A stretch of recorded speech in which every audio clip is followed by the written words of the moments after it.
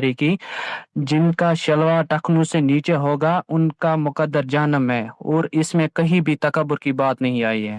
ان دونوں حدیثوں کا مطلب سمجھائیے، شکریہ۔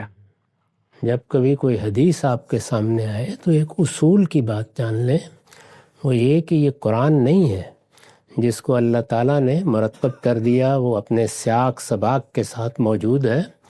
یہ رسول اللہ سے سنی ہوئی باتیں ہیں جو لوگ اپنے طریقے پہ بیان کرتے ہیں۔ چنانچہ میں نے اپنی کتاب میزان میں جہاں فہم حدیث کے اصول بیان کیے ہیں، وہاں اس جانب توجہ دلائی ہے کہ اس باب کی ساری چیزوں کو جمع کرنا چاہیے، پھر ان کو قرآن کی روشنی میں دیکھنا چاہیے۔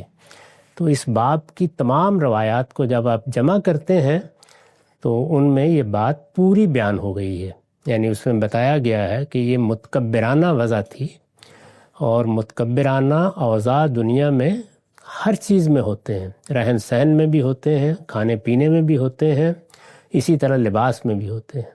عربوں کے ہاں اس طرح تہمت کو چھوڑ دینا اور جہاں چاہے گھسٹتی رہے، اسی طرح سے عمامہ بہت لمبا باندھنا، اسی طرح کرتا بہت لمبا پہننا، اس کو اسبال کہتے ہیں۔ یہ سب متکبرانہ اوضاع تھیں، اور تکبر سب سے بڑا جرم ہے۔ تکبر کے بارے میں اللہ تعالیٰ نے قرآن مجید میں فرمایا ہے کہ اونٹ سوئی کے ناکے میں داخل ہو سکتا ہے، کوئی تکبر کرنے والا جنت میں داخل نہیں ہو سکتا۔ تکبر کے اوضاع کے بارے میں رسول اللہ نے لوگوں کو کہا ہے کہ اس سے اجتناب کیا کرو۔ اس کا اس وقت جو لوگ پتلون پہنتے ہیں، پاجامہ پہنتے ہیں، اس سے کوئی تعلق نہیں۔ جی واضح ہے۔